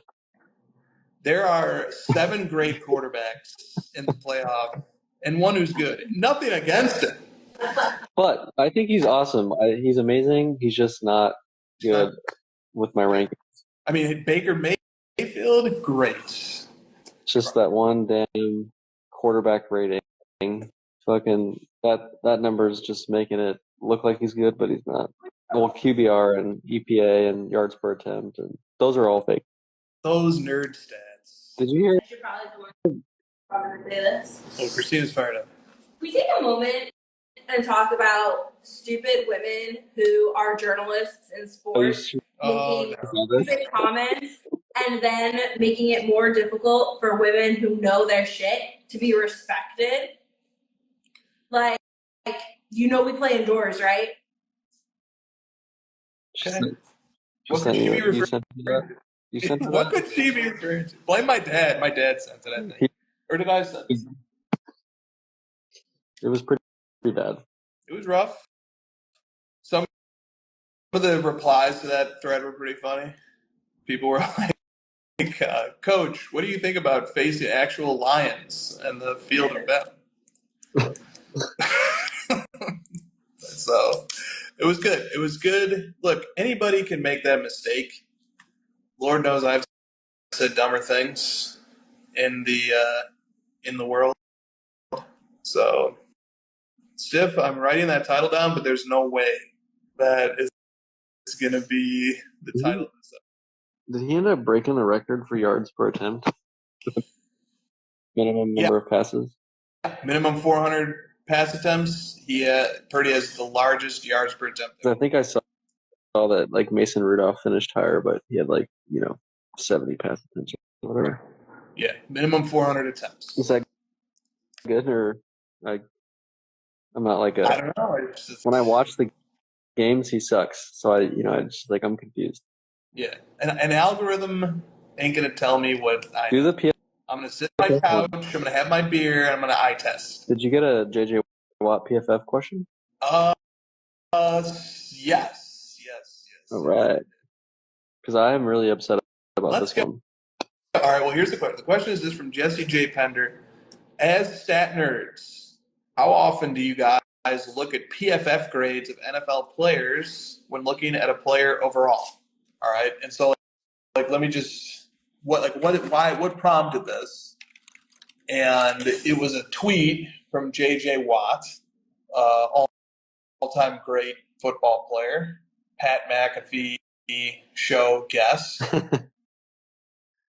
brother of several other Watts. Here, this is the tweet that caused the issue. J.J. Watt, in response to this tweet by PFF, which says the highest graded quarterbacks over the wild card weekend were Jordan Love, Matthew Stafford, Josh Allen, and Patrick Mahomes. No C.J. Stroud, even though he had a perfect passer rating. He had the highest QBR in a single playoff game ever, and he was one of the top 4 graded quarterbacks. And J.J. Watt says, this is what happens when you try to grade football players with an algorithm. C.J. Stroud's performance was graded, in quotation marks, of 77.8, and people treat this shit as gospel, facepalm emoji.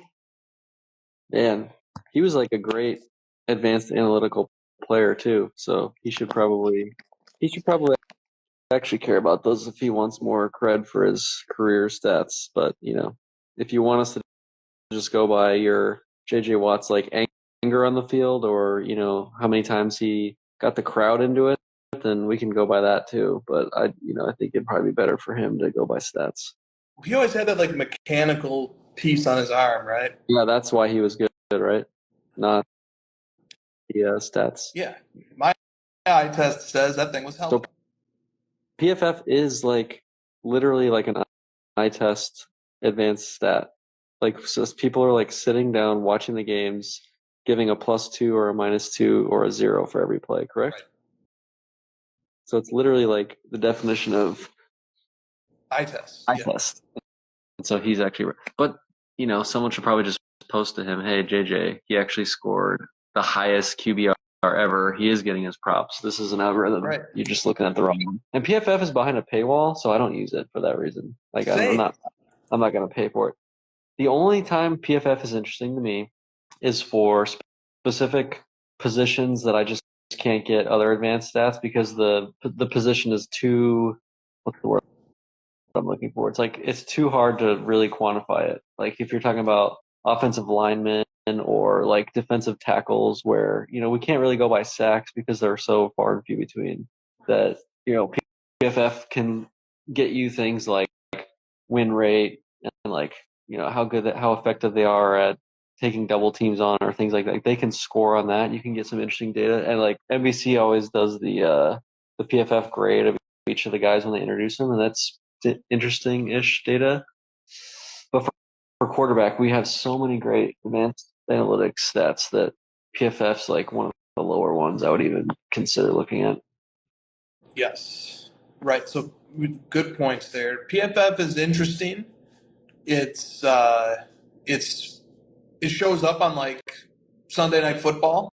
I think they have some like connection to Chris Collinsworth. So like they put those rankings on those games, and they're cool. They add something. They add content that's interesting. It is the ultimate eye test. It's the eye test, but turned into a metric, which is cool too. Here's the problem that I have with PFF as a concept. PFF is a hypothetical stat. PFF, the reason why Stroud scores lower on PFF than he did on QBR passer rating is because QBR and passer rating are based on real outcomes that happened and measurable statistics that are adjusted for things like quality of opponents and that give credit to different players based on who could, like if it's a screen pass that goes for 80 yards, that's not going to give the quarterback nearly as much credit in terms of the EPA generated by that play as if it's a 80-yard, dot. Yep. But we know that from Yak already. We don't need an eye test to tell us that. We can still get that data from Yak. Yes, we can. So PFF, by contrast, is a hypothetical stat that says like it looks like how many turnover worthy throws did the quarterback have, not how many turnovers did the quarterback commit, but how many turnover worthy throws did they commit. Yeah. And it looks at things like how many big time passes did they miss. That's subjective. And you're going to these are subjective words. There's definitely a level of subjectivity. You and I could watch the same play and I'll be like, he sucked on that play, and you're like, actually that was part of the game plan. He was supposed to do that. You know what I mean? Yeah, yeah, great point. There's definitely levels of subjectivity to it. And it's not telling you what actually happened on the field. It's telling you, had this turnover worthy throw actually been a turnover, but that's not how it played out. And so like there's value in the PFF grade in evaluating the performance of a player independent of what actually happened. But the worry is if we use PFF grade as a replacement for the real outcome, then you're going to have, we play the games for a reason. Random things happen, arbitrary things happen, outcomes happen. The outcome is, especially from a hobby point of view, the outcome is what we care about. We as a society, as a community, as a hobby, we prioritize more the person who wins the Super Bowl because their turnover-worthy pass was tipped and caught in the end zone by their player. Whereas PFF is going to say the other quarterback played better because they didn't throw that turnover-worthy throw. So there's a world and there's a reason to care about the PFF stuff when you're evaluating the talents of the player. But there's also the real world where outcomes happen and we care about the outcome above all. Does that make sense? Yeah, I mean, if you just look at Stroud, his PFF is 77 and his QBR is 98.9.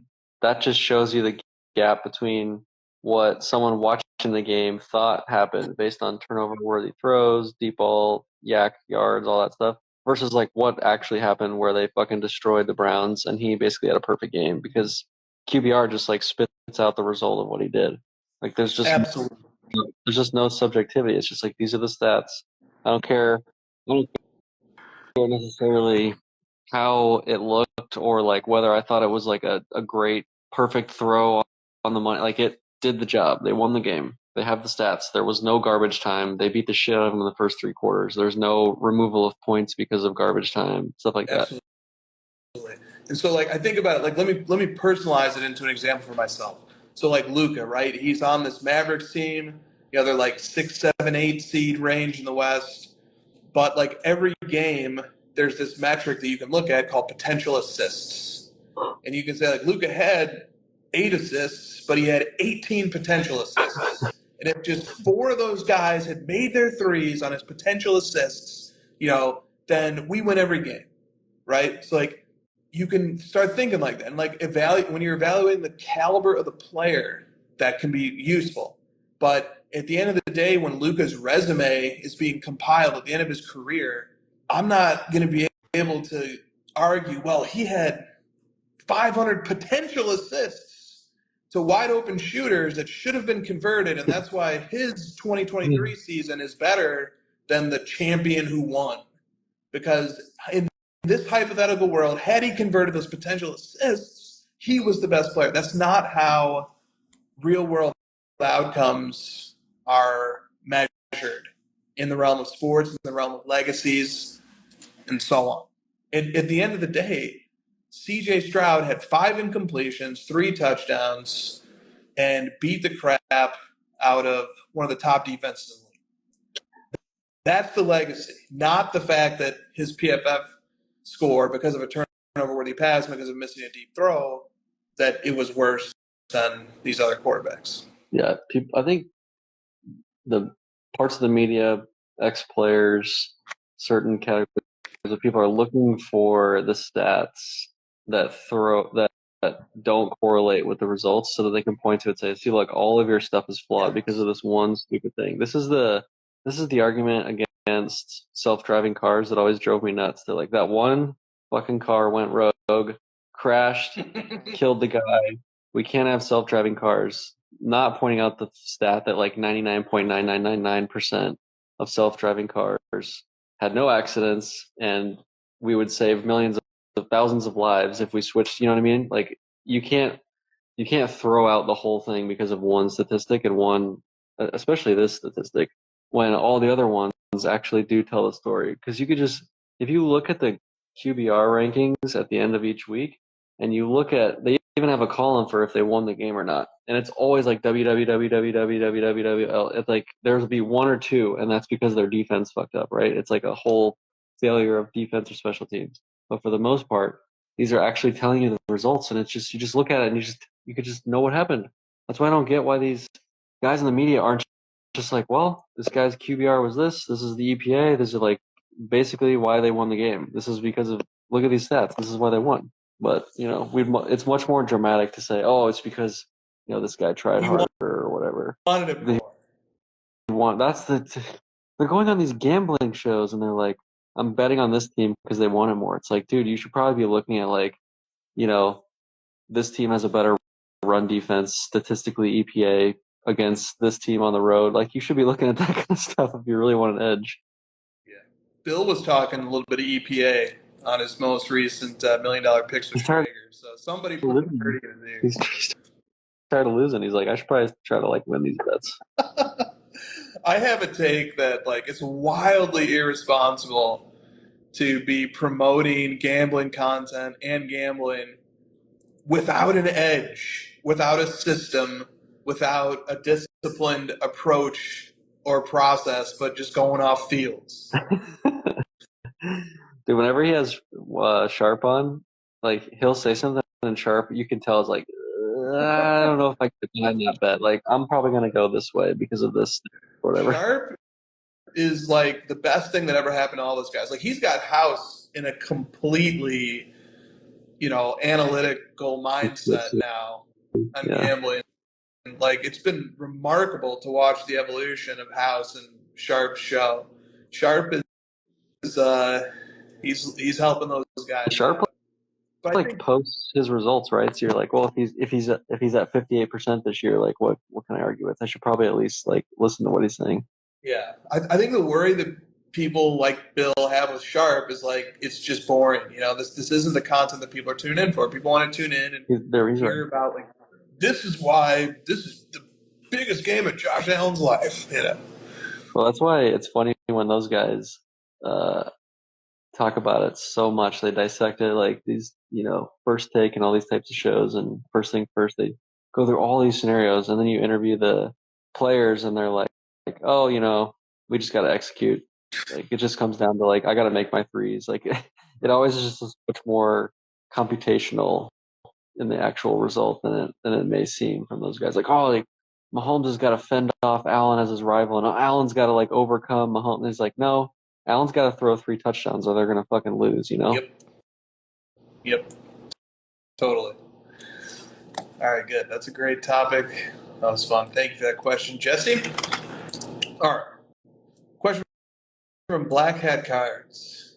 Why does Michael Vick get more hobby love than Lamar Jackson? Because he murdered dogs. I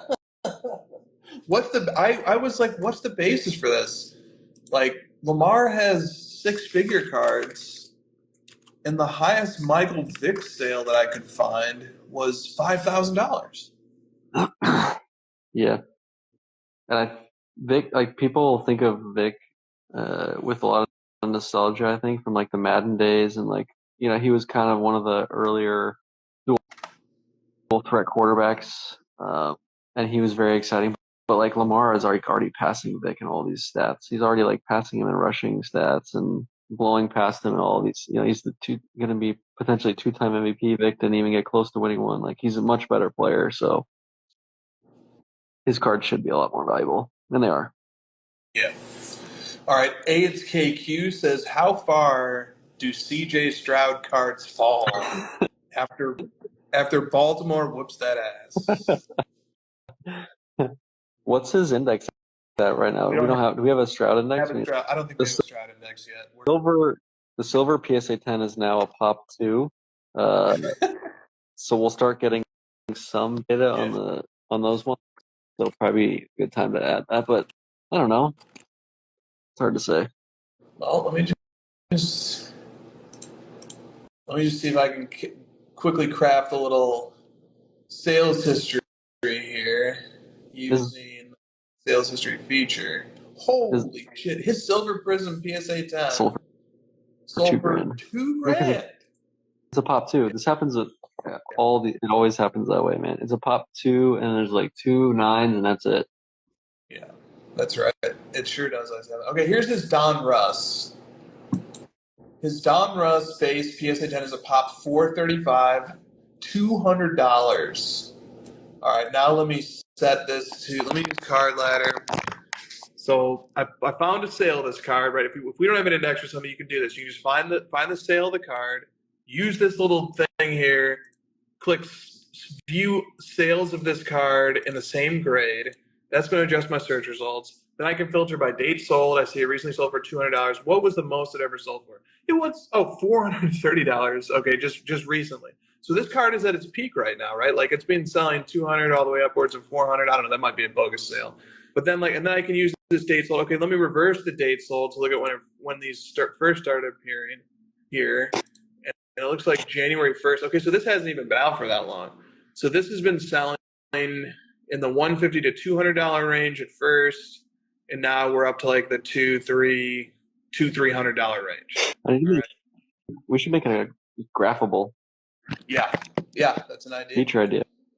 Well, I sent that to you earlier this week.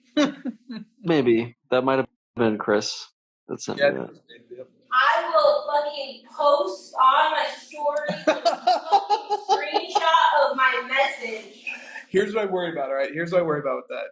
What I worry about with that is this would be a graph of unverified sales. Yeah, people would take it. Yeah. So I just wonder if there's a way that we can just like put like a watermark diagonal across it or something that's just like unverified sales. Well, man. And are we sure that the Ravens are going to whoop that ass? No, but I think the Packers have a much better chance. I don't know, man. Than the Texans do. I feel like one of these teams is going to get upset. Like some big team is going to get upset this weekend. Yeah. Yeah. Because the Chiefs-Bills is basically like a coin flip. The other 3 have like massive favorites. One of those 3 is going to lose probably. Yeah. If anybody who's not listening to this live or Saturday morning, this is going to be too late. But if you really are a 49ers fan who wants to shit your pants, I've got a little something for you. So this is using this awesome site, rbsdm.com. Over the last 6 weeks of the regular, oh, you know what? Let me take out week 18 because 49ers didn't play their starters. I'm going to generate a graph here. What site is this? This is rbsdm.com. And it lets me set all these parameters, lets me look at what weeks I want to look at. Yeah. I can filter out towns. I can do lots of cool stuff. What did I say to you earlier today? We need a website that... We do. God, dude, like you just, the site you said just sounds like a weird friggin' yeah. Russian. It's so hard to find. It's hard. It's crazy. All right. So this is NFL team tiers.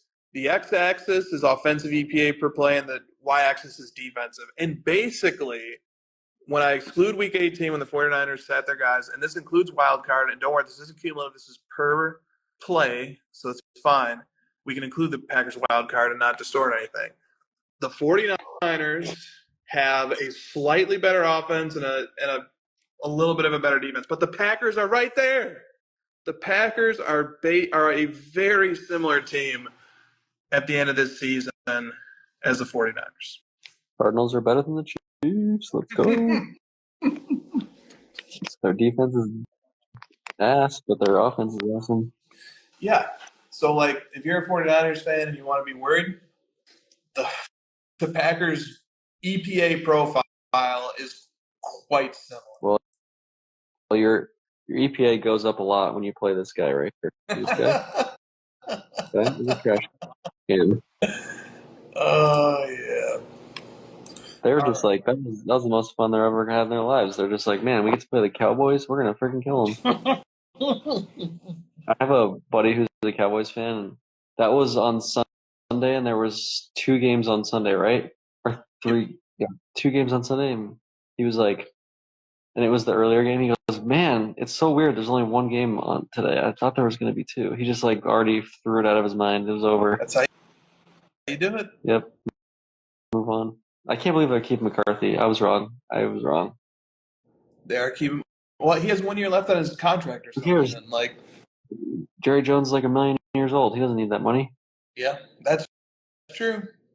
He's averaging like 12 wins a year. I don't know. How do I think Jason Garrett was the head coach of the Cowboys? It was a while, right? You're going to get this right. It was like 9 years. Yeah. 9 years.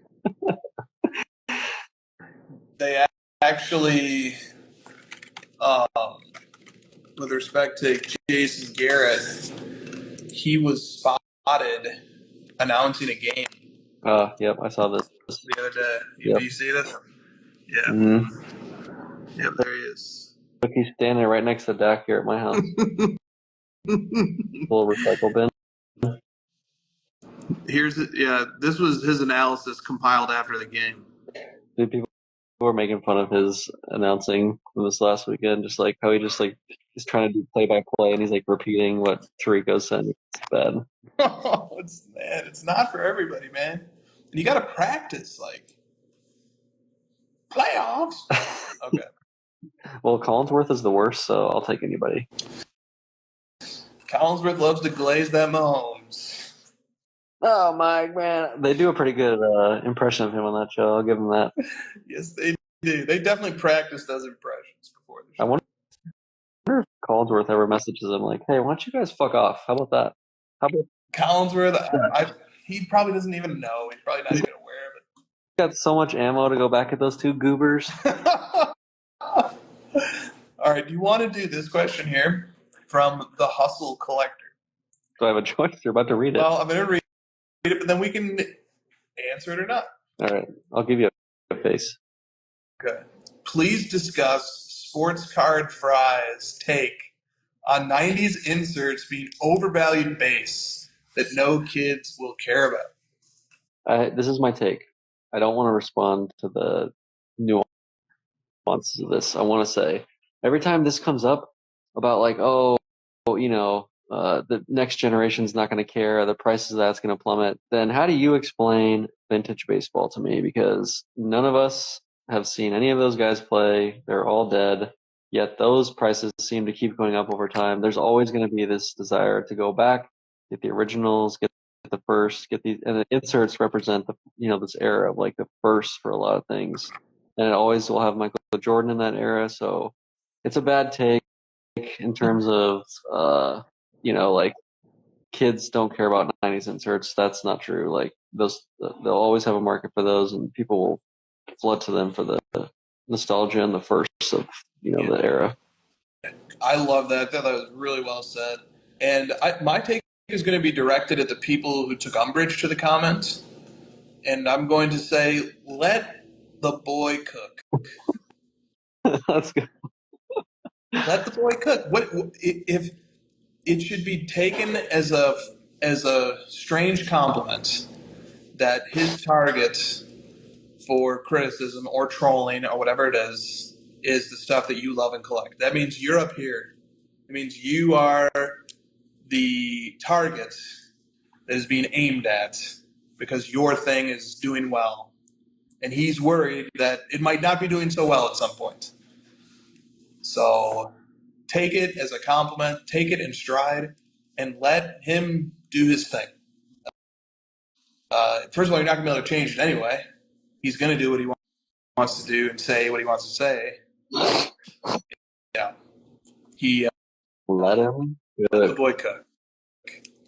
We always support the people who want to fight against the mainstream. That's going to be something we take interest in. Yeah. And as we've been over earlier in the show, when people start saying something, the hobby goes against it. The hobby goes. The hobby's zagging. When somebody puts out an incendiary take like that, just know that there's 1,000 guys on Instagram zagging hard. Dude, keep talking about these Ravens. I swear, I'm gonna change my pick to the Texans here by the end of the show. Do you want to take them? I know. I can change it right now. I'm just right here. I'm looking at the Ravens defensive stats, and I'm like, yeah, I'm not sure. The Ravens defense is like actually legitimately incredibly good. I can take this out right now. I didn't pick butt. I picked bolt. But you're trying to switch your pick to butt, so. No, I think it's more fun if our whole thing just comes down to that last awesome game. As it should. The whole season has just been a build up to that game. I'm gonna be watching butt take down Q on the plane. That's what we're gonna be just watching it. Nice. Now you see how hard it is when I have to try and read the titles in the end of the show. It's hard. Reading. So you can like rattle off all these dictionary words I've never heard of, but you can't read your own writing. It's more of a struggle than you might think. Yeah, law school must have been a treat. I typed everything in law school. Oh, there you go. There, that makes sense. I was notorious for writing down everything the professor said. So if you ever missed a class, I had the notes. You could miss class and just get my notes. I have really bad handwriting as well, so it's okay. Welcome to the club of bad handwriting. All right, we can probably squeeze in. Bad handwriting, don't you? What do they say about those? They say that they suck at writing and nobody can read it. I have no idea. That's accurate. We're going to agree with that. All right. Oh, man. I felt like there was not a ton of questions, but we didn't get to like 30 or 25. Oh, shoot. Yeah, it's time. I'm going to do this one last one because I have a take about this. Maybe you do too, or I don't know how strongly you feel about this. But this is from Love Basketball Cards. Isn't it false advertising when auction houses call college cards quote-unquote rookies? Is there a potential for lawsuits?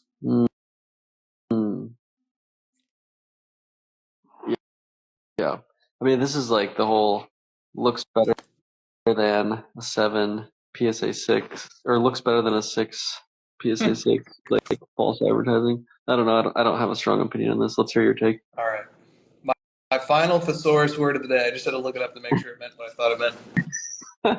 Better get that enunciation correct, too. Yes. My prophylactic for this situation is not to aim at the auction house for their marketing materials and their designation of one thing as a rookie when maybe it's not a rookie, because there isn't a set of laws or codes or rules that says this is the definitive definition of a rookie. Now, people have tried to come up with their own definitions of what a rookie card is, and there is some consensus in the hobby community about it for sure, some level of consensus.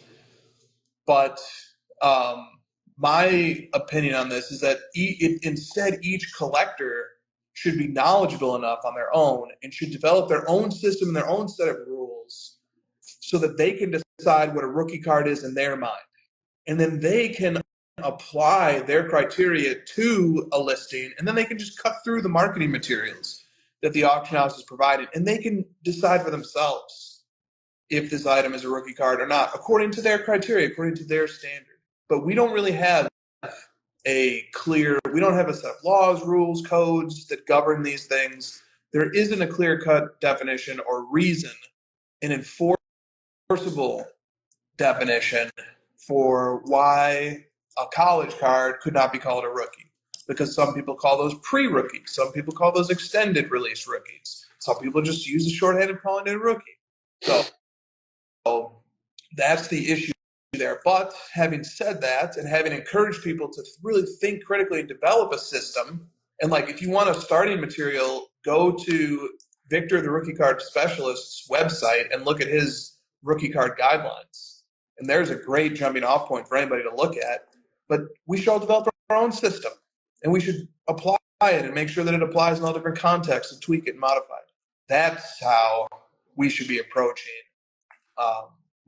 marketing materials from auction houses. All right. Let's pick a title. I didn't write down that many. I have about like 8 or 9 this week. Funny. That's plenty. All right. The first one I have is sports card celibacy. We should probably not be promoting that. We should not be promoting celibacy. Celibacy is good. It's traditional. It's monastic. Tonight's title, Dak Prescott is in the live. Not bad. He made it he's not really moving much. He's just kind of sitting there. He still threw for 400 yards. He's still the second best QBR this year. Yeah, huge game. He just had a really bad start. Like that pick, he had 2 picks, bad picks, like in his own territory, and then a pick 6. Yeah, not great. All right, the next title option is If Christina Had Been Patient. That's just talk like about PFF hypotheticals. There was also She Doesn't Deserve to Know. That's a good one too. Yep, and she wasn't the first to give me that idea. But over you. I am literally taking a screenshot right now. Okay. All right. Then we have 1 card in 3 different booths. 1 card in 3 different booths? Yes. We have pulling auction houses out of our asses. We're not going to do anything crude. We're not going to have like a crude title, unfortunately. Leave a slab out by mistake. That one's good. Okay. Be more sticky. What is that? What was that? That was like when people figure out the hobby on their own, it's more sticky. It is. It is more sticky. All right, let me give that a special designation. God, what Honey. would you use for that? Honey pot. Okay, that's a strong push there if we have an emoji already. Then we have stupid women in sports. Ooh, that's a we winner. Can rule that one out. Oh, I meant we can roll it out. I'm using my veto power. Okay. That's what I meant. I meant veto it too. That's what I was saying. We have Let the Boy Cook, and we have Dak Prescott is in the live. That's a clickbait one right there. People are just like, "Oh shit, he joins the show." It is. It is clickbait. Would anyone believe Dak Prescott was in the I don't. No. You guys keep saying that he is right there. What do you mean? Would we believe? Jason Garrett. Yeah, do the leave a slab. That's my vote. The leave a slab one. And what was the honey one? Just what was it? Be more sticky. Too vague. It is vague. What's the emoji for leave a slab out by mistake? The ninja. Good. All right. I'm good with that. Leave a slab out by mistake. Yes. We'll be back next week too. Won't we? There's not. I was thinking for some reason like this week we would miss or something, but hello, Stiff. Dak. Rough game. I'm giving Stiff plenty of chances to get the thumbnail Nice. for the trash can. We'll be back. I'll be back. We'll be back Friday. Yeah. So we should see you guys next week then. All right. See you guys next week. See you. CY Card Ladder is the most respected sports card analytics app on the market. We have virtually every card in our system. If the card you are looking for ever sold on one of these platforms, you can find it using Card Ladder's sales history. Easily find recent comps and get a better estimate what your cards are worth. CY Card Ladder is the most trusted and the most reliable sports card analytics app on the market. We know what you want, because Card Ladder was created by collectors for collectors. Join the innovators, not the imitators. Card Ladder, constantly innovating. Try it for free. CY Card Ladder is the industry leader in sports card data. Card Ladder, we're just getting started.